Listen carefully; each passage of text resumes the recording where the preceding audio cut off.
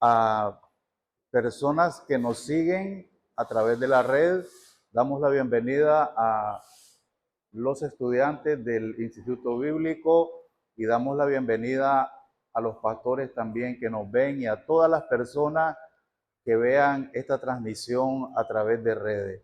Démosles un aplauso y bienvenida. Un placer compartir con cada uno de ustedes. Muy bien. El mensaje que hoy vamos a tener y vamos a reflexionar aquí entre todos es siempre el mensaje a las 7 iglesias del Apocalipsis, pero hoy vamos a hablar sobre el mensaje a Esmirna. Entonces vamos a citar Apocalipsis capítulo 2 del verso 8 en adelante. Quienes nos siguen con su Biblia, Apocalipsis capítulo 2, verso 8 hasta el verso 11. Gloria a Dios. El mensaje a Esmirna. Recuerden que en cuanto a estas cartas, porque en verdad fueron como una pequeña carta que se envió a cada iglesia en el Apocalipsis, y el Apocalipsis mismo es enviado a estas 7 iglesias primeramente. Pero quien habla aquí es directamente el Señor, porque se dice que las últimas palabras de Jesús fueron a la iglesia, fueron las palabras de la gran comisión de Mateo 28 y de Marcos 16. Pero en realidad las últimas palabras que Jesús le habla a la iglesia son las palabras que nosotros encontramos en el libro del Apocalipsis. Y son unas palabras de aliento, es una reflexión de ánimo, de fortaleza y también de alguna reprensión a estas iglesias, porque tenían aspectos positivos, pero también habían algunas cosas que ya habían entrado en seria deficiencia. Y en ese sentido el Señor pues hace una corrección. Yo creo que cuando las cosas están marchando bien, se nos motiva, se nos exhorta a seguir mejorando. Pero cuando algo no está funcionando bien, pues se tiene que corregir. Y eso es lo que hace el Señor con estas iglesias de Apocalipsis, empezando en el capítulo 2 y verso 1. Empezamos hablando sobre la iglesia de Éfeso. Esta iglesia, a pesar de que, como leímos en el mensaje anterior, había sido una iglesia desarrollada sobre bases espirituales muy sólidas. Cuando se fundó, el Espíritu de Dios hizo grandes portentos, milagros y prodigios en medio de ellos, de manera asombrosa, es decir, liberaciones de demonios, enfermedades que fueron sanadas, transformación de la vida, un continente, porque dice que todo el Asia escuchó la palabra de Dios. Entonces, un continente entero pudo escuchar el mensaje de Dios a partir del ministerio de la iglesia en Éfeso. Y luego esa iglesia fue pastoreada por hombres de Dios como Pablo, como Timoteo y otras personas que se mencionan en el Nuevo Testamento. Cuando se escribe este mensaje del Señor a la iglesia de Éfeso, ya es el apóstol Juan. Había sido ya el apóstol Juan, en ausencia de Timoteo, el pastor de la iglesia en Éfeso.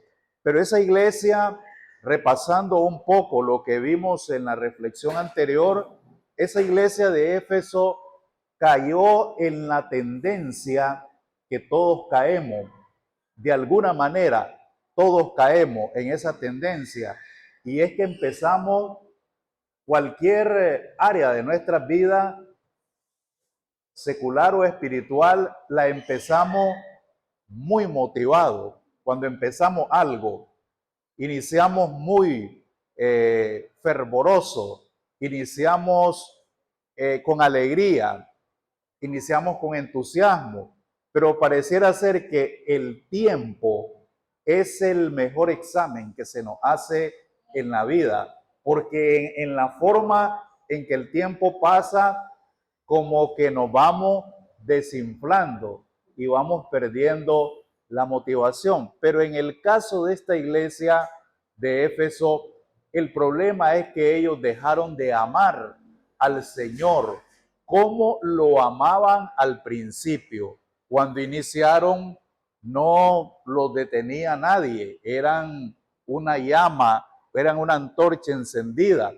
Pero a medida que el tiempo fue pasando, en unos 40 años, Éfeso se volvió un poco ya letargado, todavía tenían buena obra, todavía estaban enfocados, pero habían perdido lo más importante, habían perdido el amor ferviente, la llama del amor ágape por el Señor, y por eso algunas traducciones dicen, ya no me ama como al principio, tengo contra ti que ya no me ama como al principio.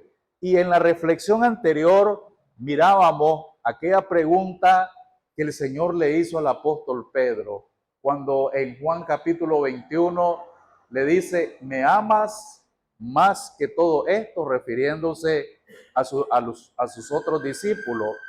Y le pregunta 3 veces, Pedro, ¿me amas más que todos estos? Y Pedro se entristeció porque el Señor repitió la misma pregunta. Pero ciertamente esa pregunta es una pregunta hoy en día presente para nosotros, para cada cristiano en cualquier momento de la historia en que ese cristiano viva, en cualquier circunstancia en que viva. Cada creyente debe hacerse esta pregunta. ¿Amas al Señor más que todo? ¿Cuánto amas al Señor en tu vida? ¿Qué estarías dispuesto a hacer por el Señor? Porque Él estuvo dispuesto a dar su vida. Él lo dio todo por usted y por mí. ¿Qué estamos dispuestos nosotros a hacer por el Señor? Y ese era, como decían los griegos antiguos, ese era el talón de Aquiles. Ese era el lado débil de la iglesia de Éfeso, que habían dejado la llama del amor de Cristo, se había quedado, aunque se había quedado tal vez una brasa ahí nada más, pero era algo que ya no amaban al Señor como al inicio. Y eso es un desafío para todos nosotros, para cada creyente.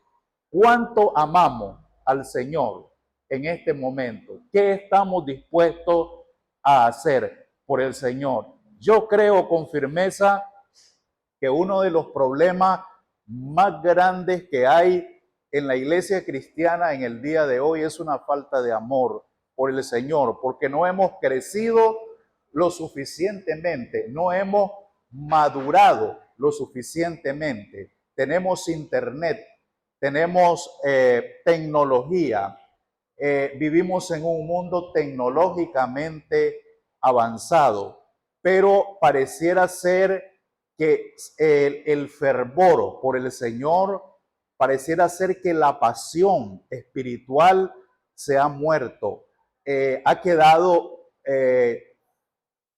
relegada a un segundo plano en nuestra vida. Sin embargo, eso es un desafío para cada creyente. El mensaje a Éfeso es un desafío para cada creyente, pero hoy hablaremos de Esmirna, de la iglesia de Esmirna, y dice así el mensaje, verso 8, y escribe al ángel de la iglesia en Esmirna. Permítame leerle. Y escribe al ángel de la iglesia en Esmirna, el primero y el postrero, el que estuvo muerto y vivió, dice esto: yo conozco tus obras y tu tribulación y tu pobreza, y entre paréntesis se ha puesto allí, pero tú eres rico. O sea, no se preocupe si lo tildan de cristiano de bajo perfil, o de alto perfil, o de perfil medio. No se preocupe, oiga lo que dice el Señor aquí. Tú eres pobre, yo conozco, perdón, tu pobreza, pero tú no eres pobre, tú eres rico. Y dice, y conozco la blasfemia de los que se dicen ser judíos y no lo son, sino sinagoga de Satanás. Qué interesante esto. Cuidadito con aquellos que idolatran la religión judía y que están tratando de insertar costumbres judías en las iglesias cristianas, en nuestras iglesias cristianas, porque cuidado, están insertando algo de lo que el Señor llama la sinagoga de Satanás en cuanto a la pureza de la fe de nosotros, los cristianos. Cuidado con eso, porque ese no es el mensaje del pastor Denny. Cuidado, alguien va a decir por allí, es que el hermano Denny enseñó que los judíos son sinagoga de Satanás. No, aquí yo no estoy diciendo esto, ni el apóstol Juan. Aquí quien está diciendo esto es el Señor Jesús. Aquí está hablando el Señor de la blasfemia de los que se dicen ser y no lo son. De manera que si hay alguien que está hablando mal de usted, no se preocupe, porque puede ser que esas personas sean solamente un instrumento de Satanás. Y como dijo Spurgeon alguna vez, no tenga temor, porque al final del día el diablo es un perro rabioso que solo muerde al que se le acerca, nada más, pero está derrotado por la sangre de nuestro Señor Jesucristo. Amén. Ok, dice, no temas en nada lo que vas a padecer. He aquí, el diablo echará a algunos de vosotros en la cárcel, para que seáis probados y tendréis tribulación por 10 días. Sé fiel hasta la muerte, y yo te daré la corona de la vida. El que tiene oídos, oiga lo que el Espíritu dice a las iglesias. El que venciere no sufrirá daño de la segunda muerte. Ahora, un poquito alrededor de Esmirna, las iglesias del Asia Menor, como se le conocía a esta región, las iglesias del Asia Menor fueron resultado del ministerio del apóstol Pablo, mientras el apóstol Pablo estuvo ministrando en Éfeso, según Hechos capítulo 19. Y todas estas iglesias, incluso existió una carta, hay una carta a Éfeso, usted sabe, la carta a los Efesios, que es escrita por el apóstol Pablo, cuando Éfeso era aquella ciudad, aquella iglesia ardiente, aquella iglesia fervorosa con avivamiento, la carta a los Efesios. Pero ¿sabe usted también que existió una carta a la iglesia de la Odisea del apóstol Pablo? Esa carta no llegó a nosotros, porque cuando se escribe la carta a los colosenses, dice el apóstol que esta carta se lea en la iglesia de la Odisea y que la carta de la Odisea se lea también en la iglesia de Colosa. Entonces esa carta, que por cierto la Odisea es la última iglesia aquí mencionada en Apocalipsis capítulo 2 y 3, la carta a la Odisea no nos llegó a nosotros. No sabemos qué decía.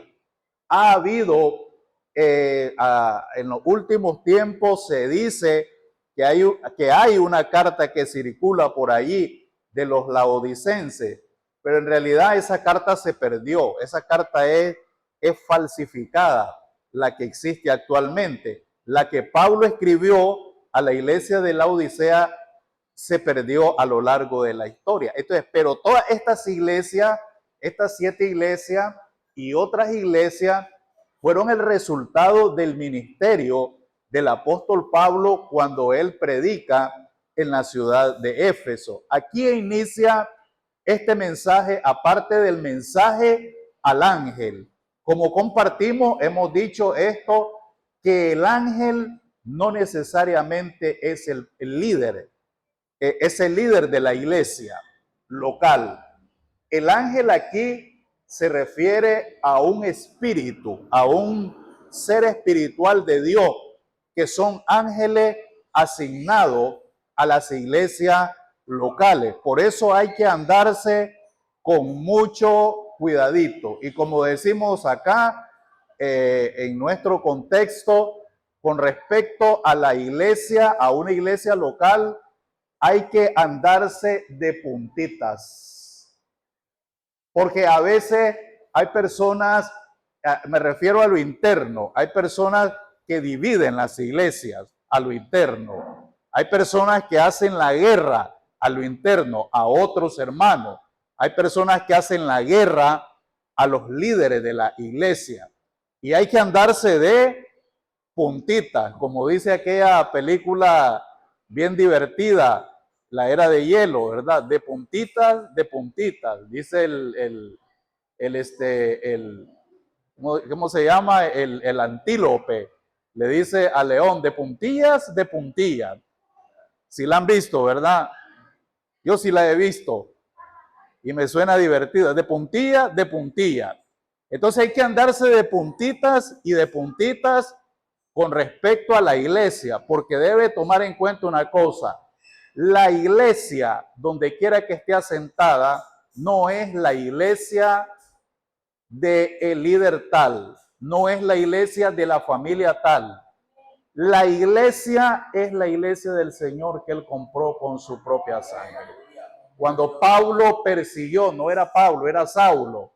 Cuando Saulo persiguió a la iglesia hasta la muerte, porque acuérdense que él fue, mejor dicho, el autor intelectual de la muerte de Esteban.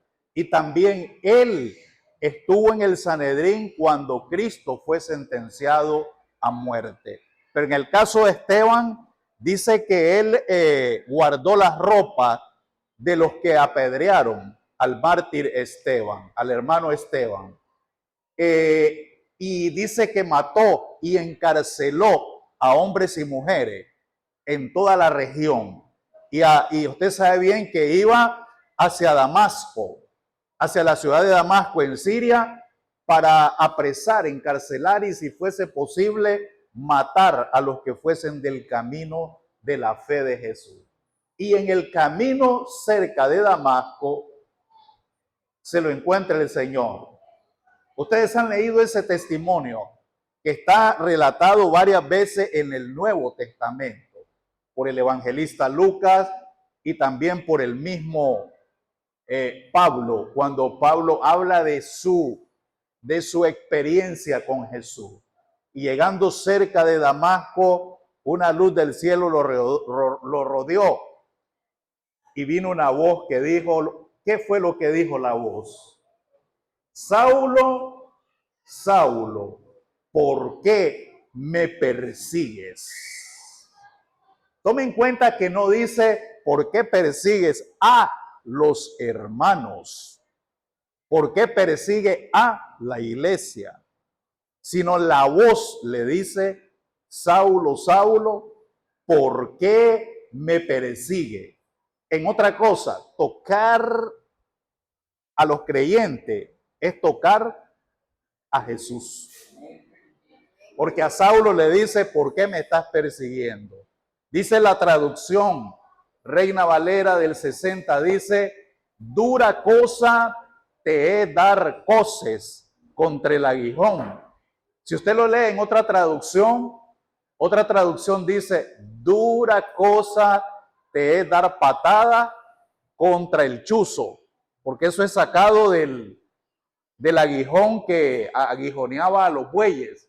De dura cosa te es, entre más el buey patea, más se hiere a sí mismo. Entonces de ahí es extraído el ejemplo. Dice, dura cosa te es dar patada contra el aguijón. En otras palabras, no te rebeles, no estás persiguiendo a los hermanos, me estás persiguiendo a mí. Y eso es algo que en la iglesia del Señor y quienes alrededor de la iglesia conocen, deben tomar muy en cuenta que tocar a creyente es tocar a Jesús. Es tocar a Jesús. Porque, cuidado, puede venir aquello, dura cosa te es dar patada contra el aguijón, te es dar cosas contra el aguijón. Aquí habla al ángel, porque los ángeles son asignados a las iglesias locales. Es asignado a la iglesia en general también el ángel. Pero aquí hay un ángel para esta iglesia. Y empieza este mensaje con algo muy poderoso que dice el Señor. El primero y el postrero. Qué interesante esto, porque en otra parte dice, yo soy el alfa y la omega, yo soy el principio y el fin. La iglesia de Esmirna es la iglesia bajo prueba, bajo la prueba. Es la iglesia incluso bajo la prueba de la muerte. Bajo la prueba de la muerte. Cuando el apóstol escribe a los hebreos, le dice a los hebreos en el capítulo 12, ustedes no han luchado hasta la muerte, no han luchado hasta la sangre, pero pongan sus ojos en Jesús, porque necesitan luchar hasta la muerte, si es posible, hasta la sangre misma. Esta iglesia, sin embargo, está batallando bajo prueba de muerte. Creo, hermano, a ver si aterrizamos un poquito. Me parece que nosotros hoy me refiero a nosotros acá como congregación local, no estamos bajo prueba de muerte. No estamos bajo prueba, estamos bajo prueba, pero no bajo prueba de muerte. La iglesia de Esmirna estaba bajo prueba de muerte. Yo estoy viendo continuamente que en otras regiones del mundo los creyentes están muriendo por su fe. Están muriendo por su fe. Están muriendo en el mundo musulmán. Están muriendo en el África. Están muriendo en el continente asiático por su fe, por su creencia. Nosotros no hemos resistido hasta la muerte. La cuestión es que, imagínese usted, que a veces nosotros decimos, estoy bajo prueba, porque, bueno, tal vez hay una gripe. Y aquí no estamos hablando a nivel de gripe. Aquí estamos hablando con la iglesia de Esmirna a otro nivel de prueba.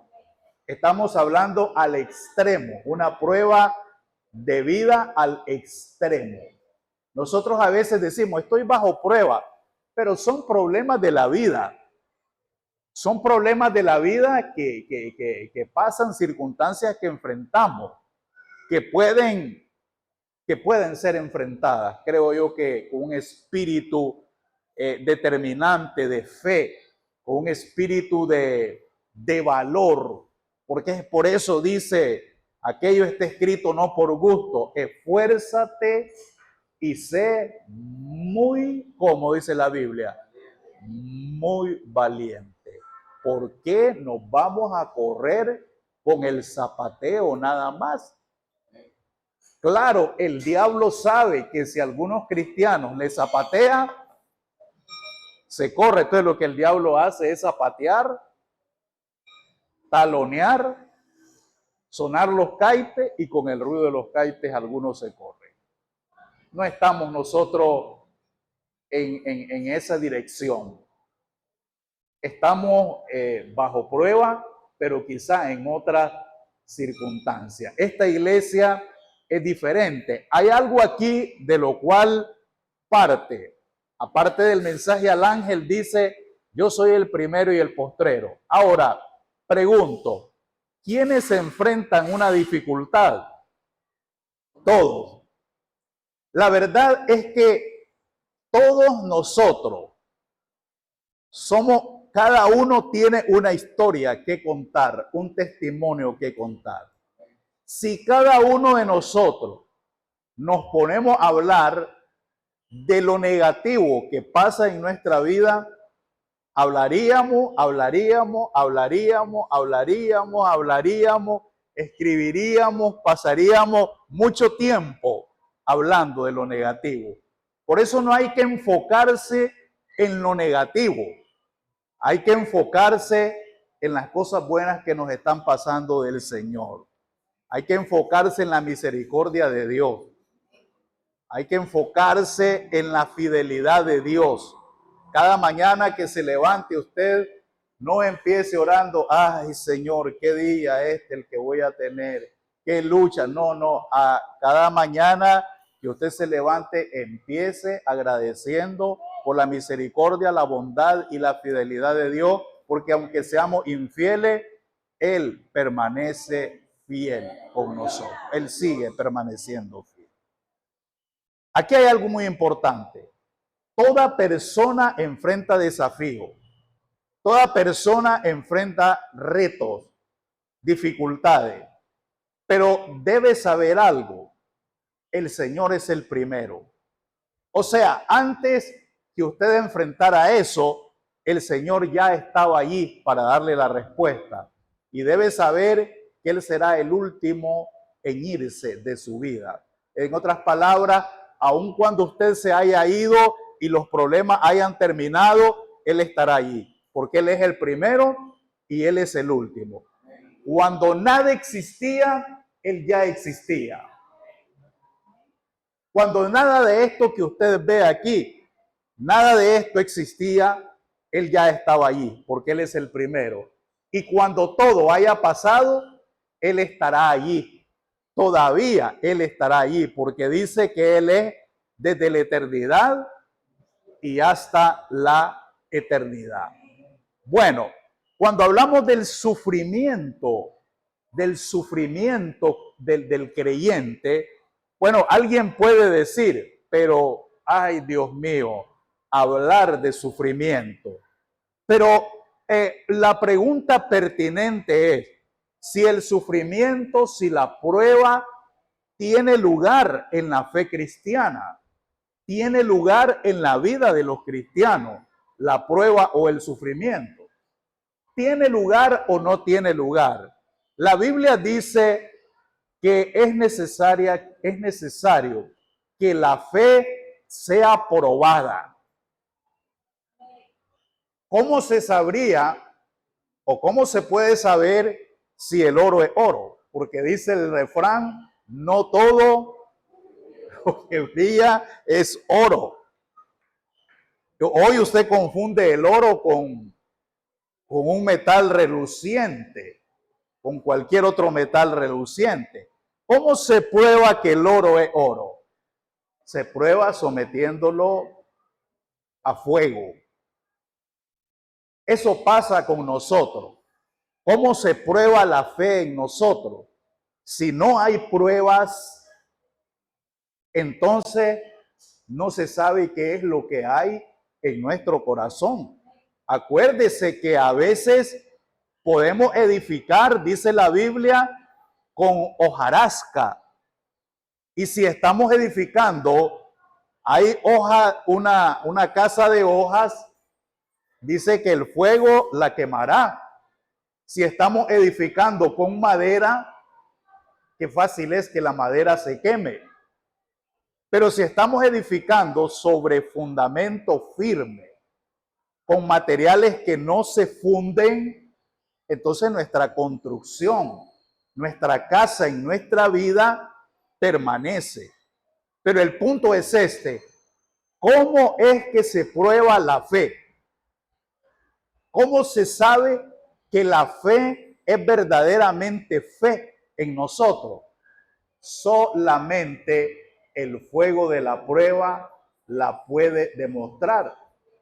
Cuando usted lee la historia del patriarca Abraham, fíjese que Abraham era llamado amigo de Dios. Era llamado amigo de Dios. Y wow, hermano, qué cosa tan grandiosa es esa. Usted se da cuenta qué título más grande el de Abraham. Amigo del Dios Todopoderoso que hizo los cielos y la tierra.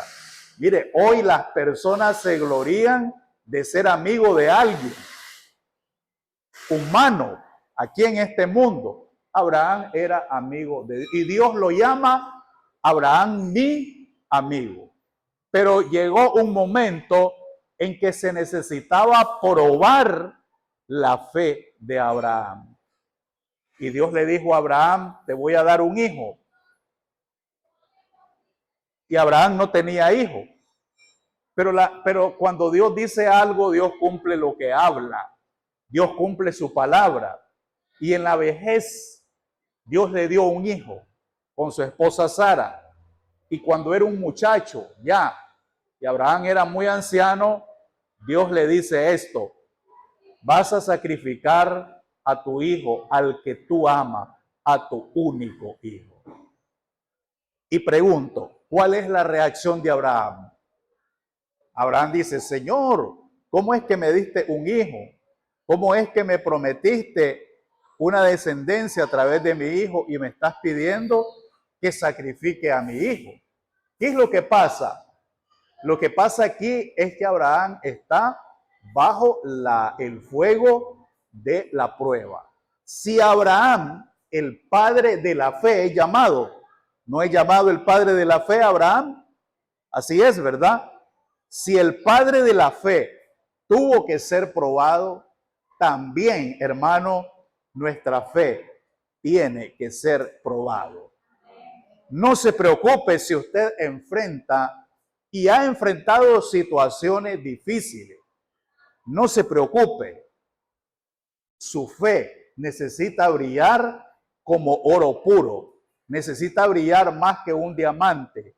Necesita el fuego, lo que hace es hacer relucir la fe que hay dentro de nosotros. Bueno, la escritura sigue diciendo el mensaje aquí a Esmirna, pero hay algo que dice la carta a los Hebreos 6:10. La carta a los Hebreos 6:10 es una palabra de ánimo, es una palabra de aliento lo que da Hebreos 6:10. Y Hebreos 6:10 dice, Él no es injusto. ¿Cuántos saben que Dios no es injusto?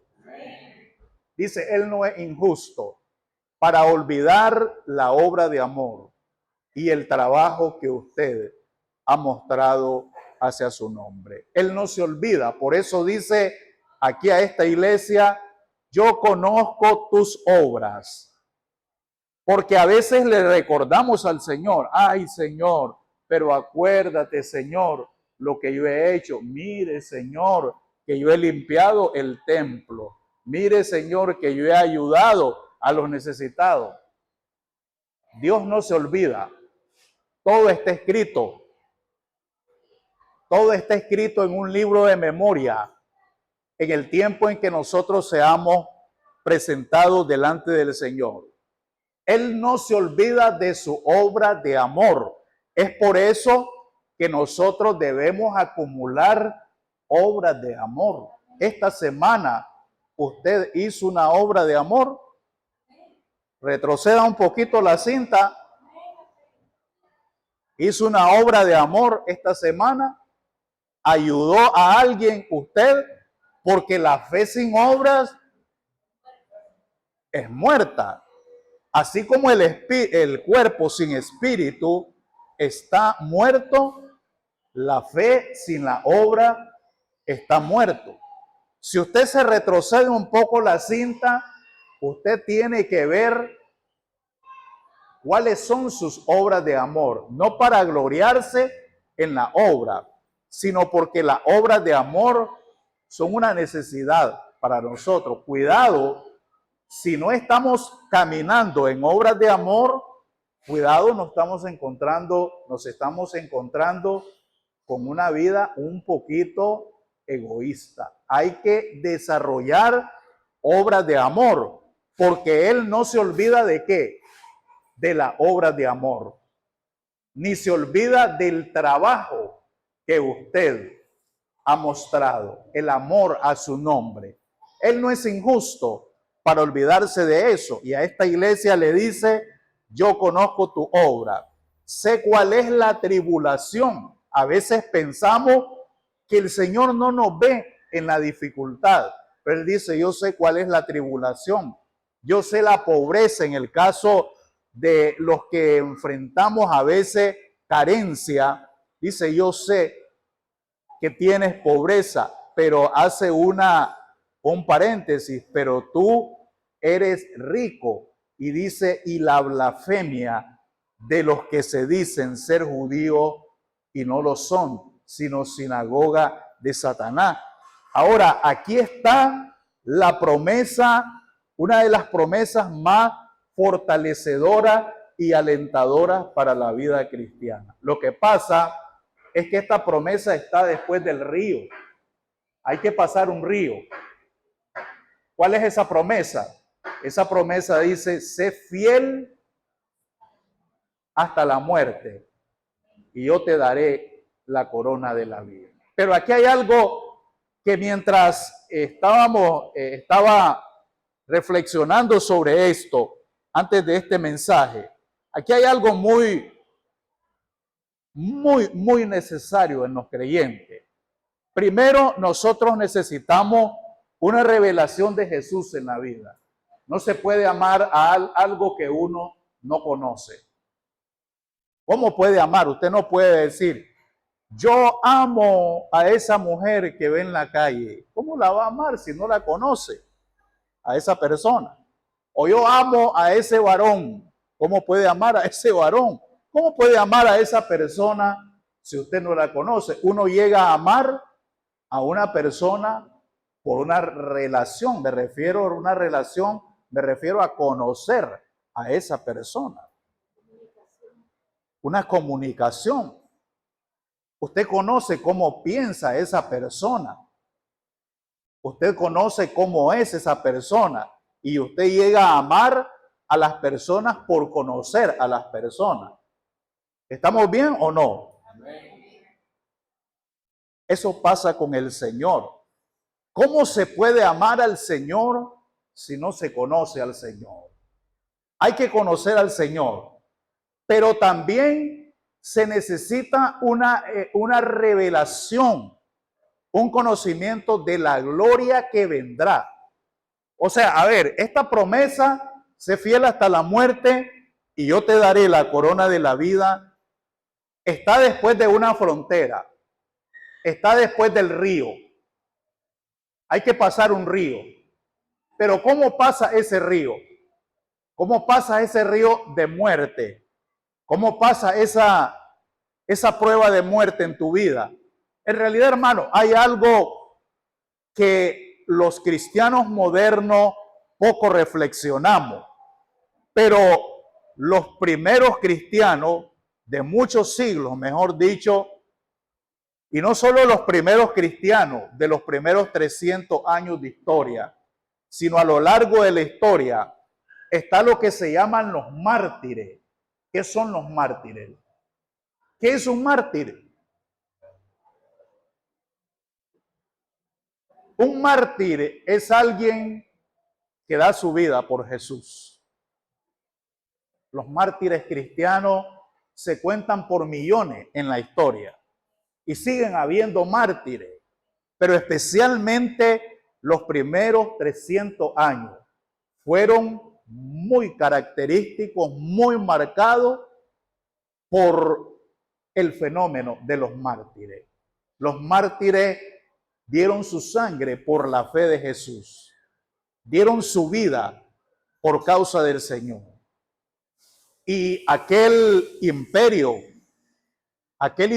del mundo de aquella época quiso doblegar a los cristianos, quitándoles la vida. Y tal vez la historia que muchos cristianos no saben es que millares y millones de mártires fueron desgarrados por fiera, fueron quemados vivos, fueron torturados de la forma más repugnante y más cruel que alguien se pueda imaginar. Pero los mártires entregaron gozosos su vida por causa de Jesús. ¿Y qué llevaba a los mártires, a las familias con sus niños, ir a los circos romanos y ser devorados por la fiera o ser muertos allí de la manera más cruel, más despiadada, más terrible? ¿Qué lo llevó, hermano?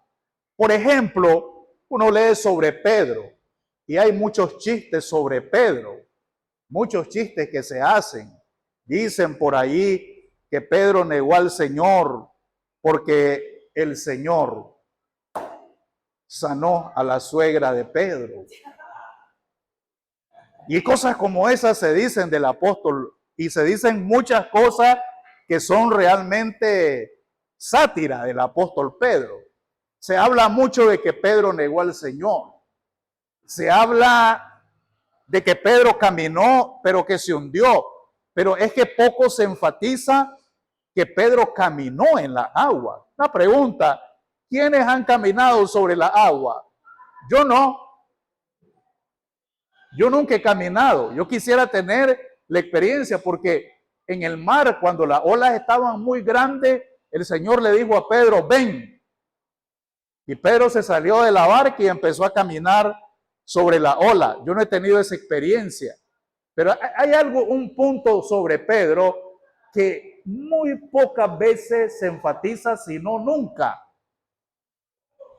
Y es la influencia de Jesús sobre el apóstol Pedro. La poderosa influencia de Jesús sobre el apóstol Pedro, a tal extremo que cuando Nerón, el emperador despreciable romano, empezó a matar a los cristianos. Nerón empezó a matar a los cristianos porque Nerón incendió la ciudad de Roma en el año 64 de nuestra era. Porque en su locura, Nerón era realmente un desquiciado, era un poseído por Satanás, y en su locura él incendió la ciudad para volverla a construir, pero él maquinó culpar a los cristianos de que los cristianos habían incendiado la ciudad. Y entonces millares y millares y millares de cristianos murieron, entre ellos Pedro y Pablo. Pero el caso de Pedro, dice un relato antiguo dice que los hermanos trataron de convencer a Pedro de que escapara de la ciudad de Roma por un pasadizo secreto de la ciudad de Roma y se escapara. Y entonces Pedro iba caminando, iba en el pasadizo, en el camino secreto, iba huyendo de la persecución y se encontró en el pasadizo al Señor Jesús. Y Pedro se asombra y le dice: Señor, ¿hacia dónde vas? Y le dice el Señor: Pedro, voy a Roma a ser crucificado de nuevo. O sea, le estaba diciendo: ya que tú vas huyendo y no tienes el valor de testificar de mí, yo voy a tener que ir a Roma para que me vuelvan a crucificar. Dice que el apóstol se regresó a Roma y él prefirió que lo crucificaran con la cabeza hacia abajo, porque él se consideraba que no era digno de ser crucificado como Jesús fue crucificado, ni siquiera morir como Jesús murió. Y esto habla de Pedro, pero habla de millares de cristianos. ¿Cómo es que tuvieron el valor de entregar su vida por Jesús? Y a veces yo veo mi vida y a veces yo veo la vida de otro y digo: qué poco valor nosotros tenemos, porque en las cosas más insignificantes a veces como que más bien andamos buscando una excusa para apartarnos de Dios.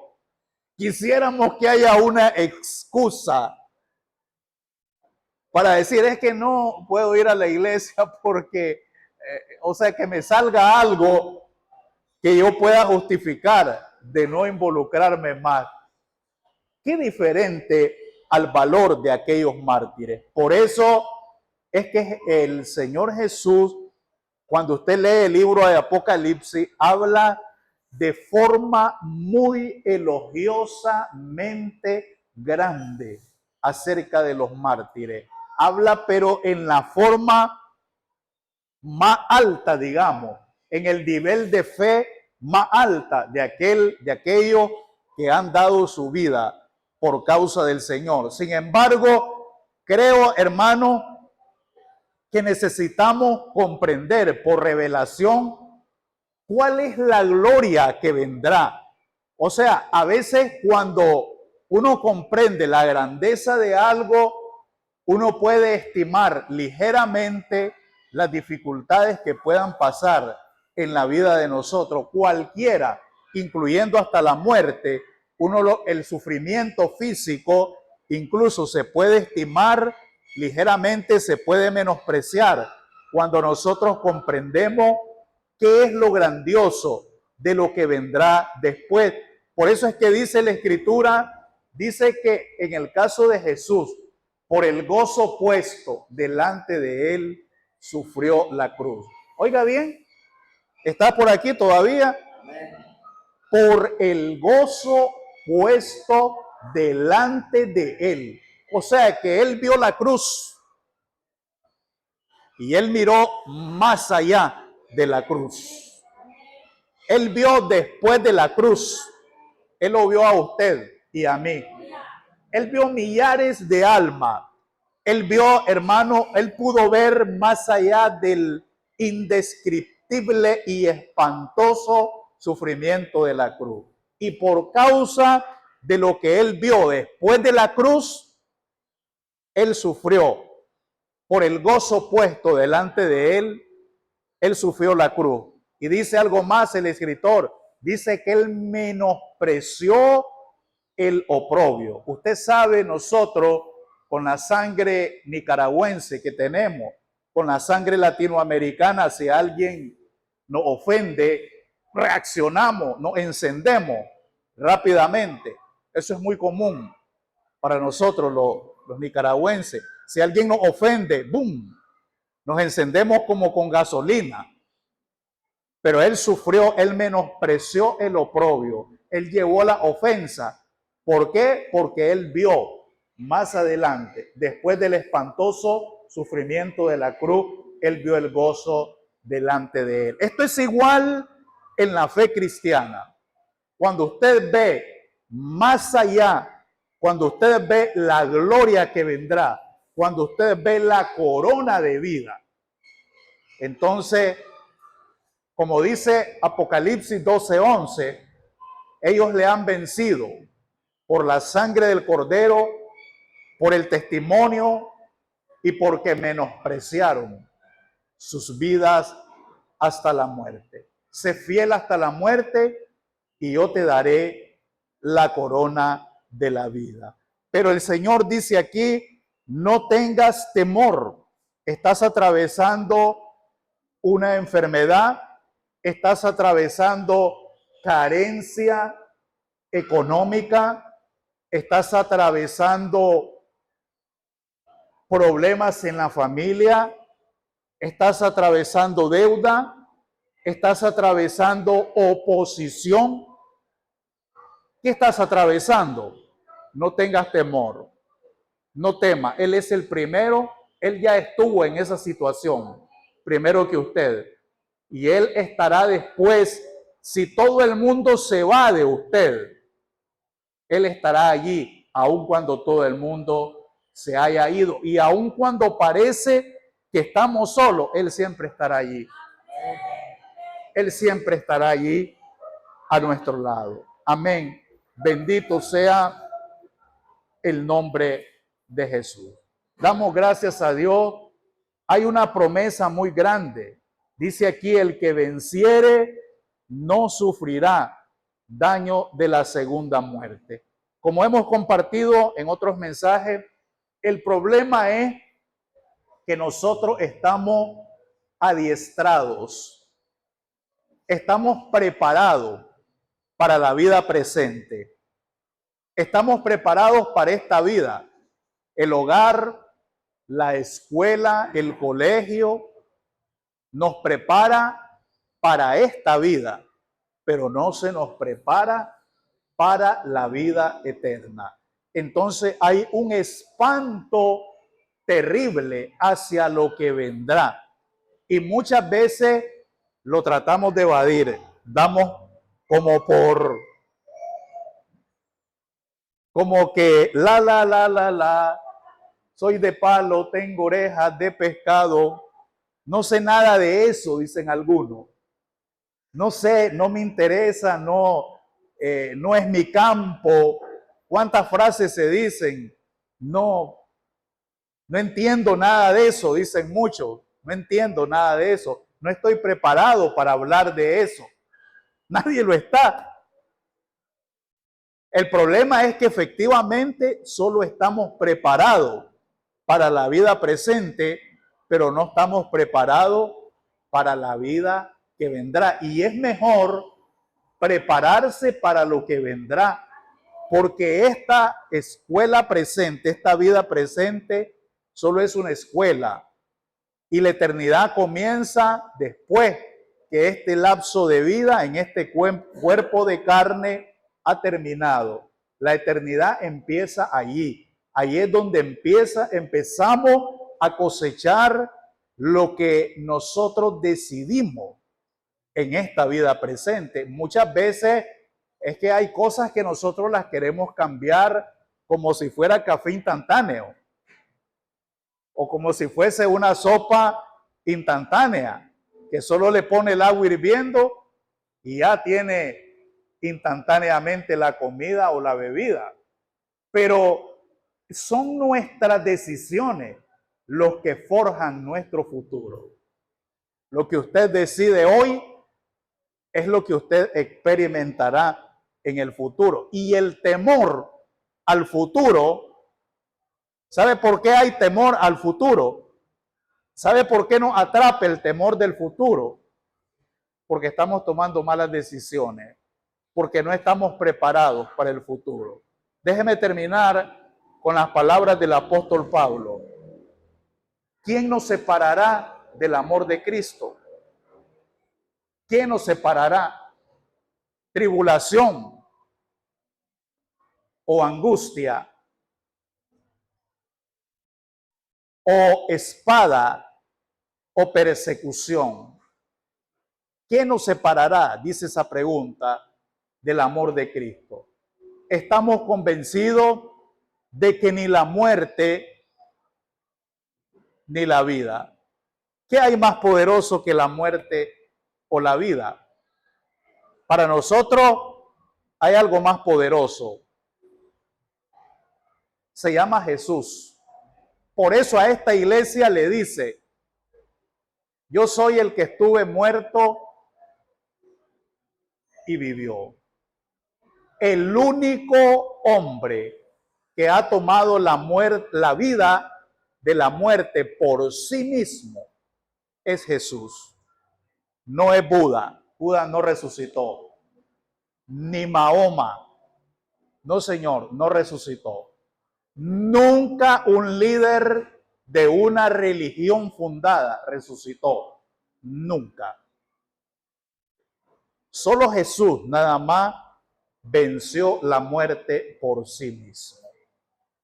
Por eso dice la Biblia, ni la muerte ni la vida. Todo lo que la vida involucre, todo lo que la vida involucre. Cualquier cosa que nos pase en la vida es insignificante para nosotros con respecto al amor de Cristo, a la gloria que vendrá. Ni la muerte ni la vida, ni lo presente, ni lo porvenir, Ahí está la gente comiéndose la uña acerca de qué será el porvenir, qué será el futuro, qué será el mañana. Nos desesperamos por el mañana. Tenemos temor del mañana. Tenemos temor del futuro. El Señor ya gobierna el futuro. No tenga temor. El mensaje acá es a Esmirna y a nosotros, es no tenga temor, porque Él es el mismo ayer, hoy y por los siglos. ¿Usted quiere a alguien que vino del futuro? Jesús de Nazaret es el mismo de los siglos. Él ya gobierna el futuro. Él ya tiene un futuro. Él ya tiene un futuro para usted. Entonces dice aquí, yo soy el que estuve muerto y vivió. Por eso la muerte y la vida no nos separarán. Dice ni los ángeles, ni los principados, ni los demonios. Nada de esta vida, ni lo presente, ni lo porvenir, ni ninguna otra cosa creada nos podrá jamás separar del amor de Dios que es en Cristo Jesús. Solo me resta que decirle que su ánimo, hermano y hermana, no se canse hasta desmayar. Vea a Jesús y no se canse. Tome nueva fuerza en Jesús. Tome nueva fuerza en Dios, porque Él da esfuerzo al cansado, dice, y Él multiplica la fuerza al que no tiene ninguna. Dele la honra y la gloria al Señor en este día. Amén. Amén y amén. Muchas gracias a quienes nos han seguido en este mensaje. Póngase de pie, por favor. Oremos.